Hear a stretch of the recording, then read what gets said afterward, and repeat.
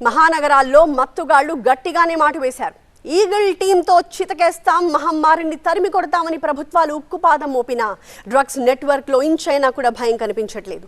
మారకపోతే మఠాషే అని హెచ్చరికలే గాని మత్తుగాళ్ల స్వైర విహారంలో మార్పులెక్కడ? Not only Bhagyanagaram but also Bezawada drugs మహమ్మారికి అడ్డంగా దొరికిపోయినట్టేనా?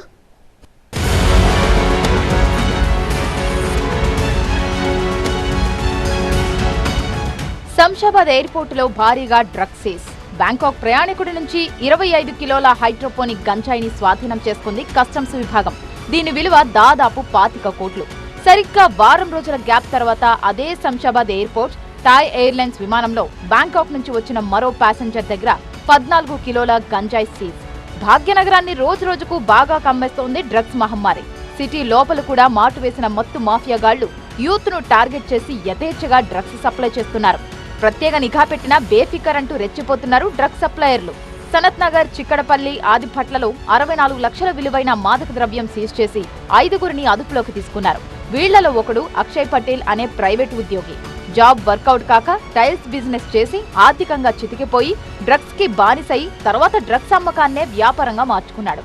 లోకల్ డ్రగ్ పెడ్లర్ గా మారాడు. ఇలా డ్రగ్స్ మాఫియాలో మునిగి తేలుతున్న ఫాల్తూగాళ్లలో బాగా చదువుకున్న వాళ్ళు, ఐటీ ప్రొఫెషనల్స్, డాక్టర్స్ కూడా ఉన్నారు.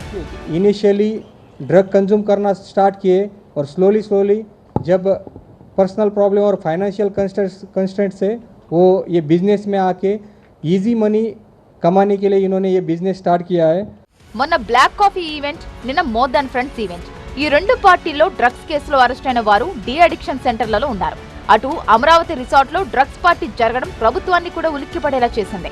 ఇంతవరకు ప్రైవేట్ ఫామ్ హౌస్లకే పరిమితమైన డ్రగ్ పార్టీలు ఇప్పుడు హెరిటేజ్ సెంటర్లకు కూడా పాకడాన్ని సీరియస్ గా తీసుకున్నారు పోలీసులు.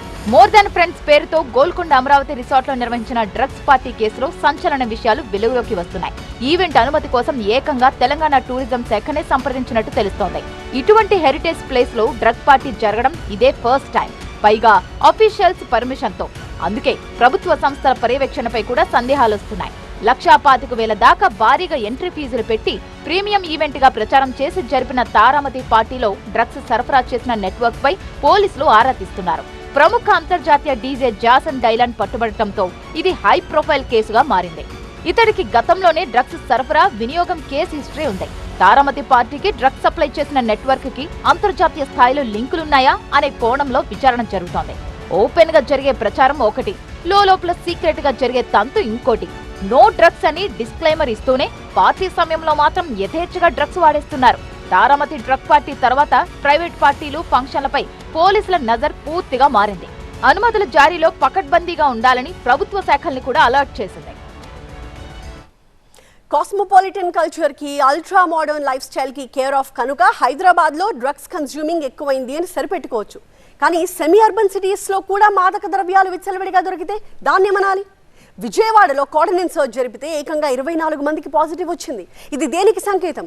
జిందగీలు చితికిపోతాయి అని తెలిసినా యూత్ కి కొంచెమైనా భయం ఉండక్కర్లా? గంజాయికే పరిమితం అనుకున్న బెజవాడ ఇప్పుడు ఎండిఎంఏ, ఎల్ఎస్డీ లాంటి భయంకరమైన డ్రగ్స్ కు కేర్ ఆఫ్ గా మారుతోంది. సోమవారం పోలీసులు చేసిన కార్డన్ సెర్చ్ ఒక్కసారిగా నగరాన్ని షాకింగ్ కి గురిచేసింది. ఎన్టీఆర్ జిల్లా కమిషనరేట్ పరిధిలో పెద్ద ఎత్తున డ్రగ్స్ వాడుతున్నట్లు ఫిర్యాదులు రావడంతో పోలీసులు ఈ కార్డన్ సెర్చ్ చేపట్టారు. విజయవాడలోని సింగ్ నగర్, ఆర్ఆర్పేట, వాంబై కాలనీలను రౌండప్ చేసి ప్రతి ఇంటిని జల్లెడ పట్టారు పోలీసులు. అనుమానితులకు టెస్టులు చేశారు.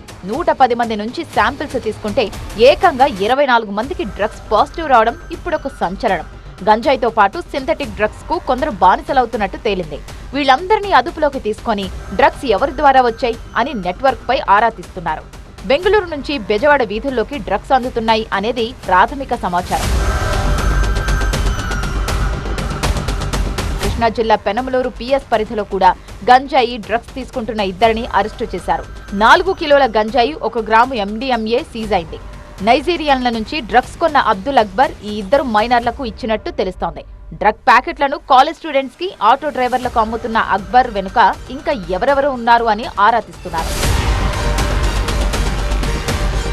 ఈగల్ టీమ్స్, సిటీ పోలీసులు ఇక రెగ్యులర్ గా బెజవాడ చుట్టుపక్కల ప్రాంతాల్లో కార్డన్ సెర్చ్ నిర్వహించే ఆలోచనలో ఉన్నారు.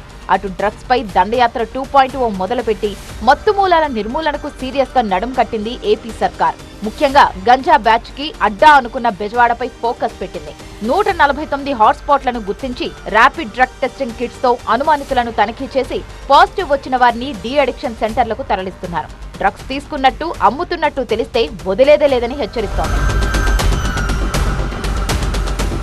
ముఖ్యంగా తల్లిదండ్రులు జాగ్రత్తగా ఉండాలని, పిల్లల బిహేవియర్ లో తేడాలు గమనిస్తే వెంటనే అలర్ట్ కావాలని, ఫ్రెండ్స్ సర్కిల్ ఎలా ఉందో చూస్తూ ఉండాలని, వీలైతే పోలీసుల్ని సంప్రదించాలని బెజవాడలో పారా హుషార్ నోటీసులు వచ్చేశాయి.